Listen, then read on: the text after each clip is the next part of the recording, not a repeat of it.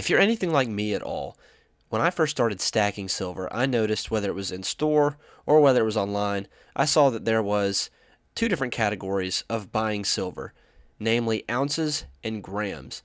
And several times I've wondered what the biggest differences are and what the biggest upsides and downsides are to purchasing one over the other maybe. And so did a little bit of number crunching, did a little bit of research, and I'm going to do my best in this video to explain to you the difference in between buying ounces and buying grams, which one is the best bang for your buck, and which one makes the most sense for you and for your style of stacking. If you stick around until the end of the video, that's where I'm going to do the final breakdown on all the percentages and all the prices, but leading up to it, I'll be explaining and breaking down in detail what is what. So, without further ado, let's get into the video, and I hope you guys enjoy. Thanks for clicking.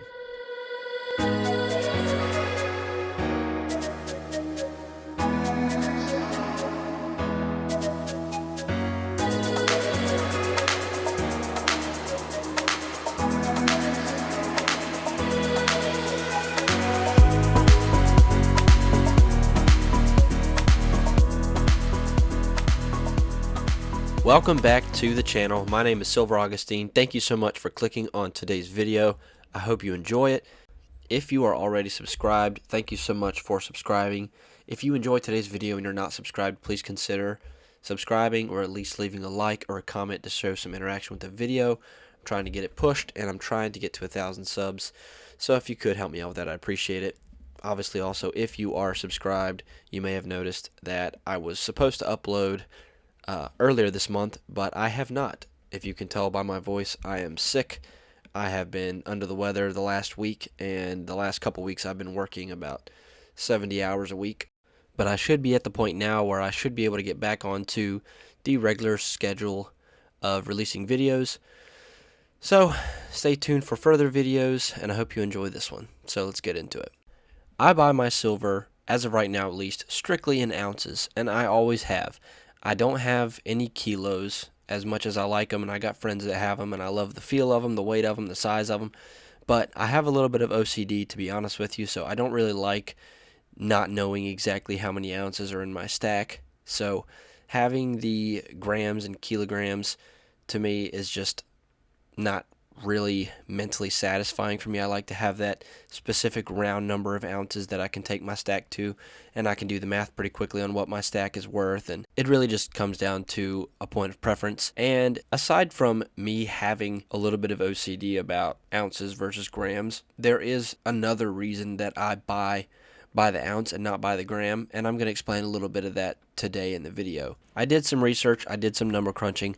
I went to a pretty popular online bullion dealer, and I looked at the silver options that they had for ounces, and then I looked at the silver options they had for grams, and I'd say probably one of the more affordable variations of the gram bullions would be 100-gram bars. I'd say that's a pretty regularly bought, aside from the kilo is probably the most popular, I'd say, at least from people that I know personally that stack, but people that buy grams, a 100-gram bar is a pretty basic thing for them to have. It equates to a little over 3 ounces worth of silver if you break it down into ounces, so it's pretty affordable. It's something that people even just starting out are able to purchase, so I'm going to make that my base for the gram side of bullion. And if you look at 1 ounce, 5 ounce, and 10 ounce bars, the 5 ounce bar is going to be a little bit closer in pricing for the amount of silver that you get in the bullion. So I'm going to be comparing the 100-gram bar to the 5 ounce bar. Now I know the 5 ounce is a little bit bigger, but I think the premium that you pay on 1 ounce silver bullion is going to be higher noticeably, and I think it's going to be noticeably lower if you go to the 10 ounce bar. So for the best variables that I can come up with and the best constants, I think the 100-gram bar compared to the 5 ounce bar in silver is going to be what I'm using for the test today to do a price comparison basically on the two and the difference between premiums. The cheapest 100-gram silver bar that I found on their website, and I specifically filtered from the lowest price to the highest so I could get an accurate reading. The lowest priced was $122.83, and that is with a current spot price on their site posted for $31.61 spot price of silver. Now this equates to $38.20 per ounce if you break that 100 grams down into the ounces.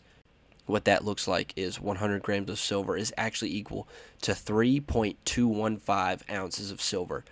And the fifth most expensive bar that I found at the 100 gram size was $130.53 for the bar, and that equates to $40.59 per ounce is what they're charging for the 100 gram bars. Now if you switch over and you click on the tab for the 5-ounce silver bars, the cheapest one that they had when you put on the filter, the cheapest one was going for $181, which is $36.20 an ounce. And the most expensive one they had for the 5-ounce bar was $185, and that's going for $37 an ounce. So just with the quick math of the top 5 cheapest 100 gram bars on that site, the average that they were charging per ounce for that silver in the gram variation was $39.41 an ounce. That's how much they were charging if you buy it in a gram bar. But if you buy it an ounce bar, that same site was selling 5-ounce bars for $36.72 per ounce. The way that breaks down, on the gram bars, you're paying an average premium of their lowest 5 priced. You're paying an average premium of 24.67%. That's almost a quarter of the price of silver spot price is what you're paying per ounce for these 100 gram bars. Whereas their 5-ounce bars, the average is you're only paying 16.16%. On average, for the 5 lowest priced ounce versus gram bars, you would be paying an extra $2.69 in premiums to go with the bars in the gram denomination. And I'm going to go ahead and put up a set of statistics here that'll show you the exact averages. It'll show you the lows and the highs between the 5 lowest priced on this site. Even if you're not from the US, if you have the option to buy in troy ounces versus in grams, you're actually going to be saving quite a bit of money in premiums if you just go ahead and pay for it in the troy ounce variation, at least with these mainland US online bullion dealers. I know a lot of them ship out of the country. Hopefully this video gave you just a small little insight as to the difference in premium and the benefits to buying in ounces versus buying in grams. And I know that you get good premiums when you buy kilos. I totally understand that. That's fine. You buy whatever you want to buy. But I know that for me personally, when I first started stacking, I didn't know the benefit to one versus the other. I'm American, so the ounce is more familiar to me, obviously, than the gram. But I know that's not the case for everybody. If you have your own reasons for buying grams, then you go ahead and do that. If you get good silver at a good price, it doesn't matter what it is. I totally understand that as well. But if any questions were answered or any curiosities were resolved, please feel free to give this video a thumbs up. If you watched until the end, thank you so much for watching till the end. I really do appreciate it. Helps with my watch time and my interactions. Again, I apologize for my terrible voice, but I hope this video was still informative, and I hope that you enjoy the rest of your day, and thanks for stopping by.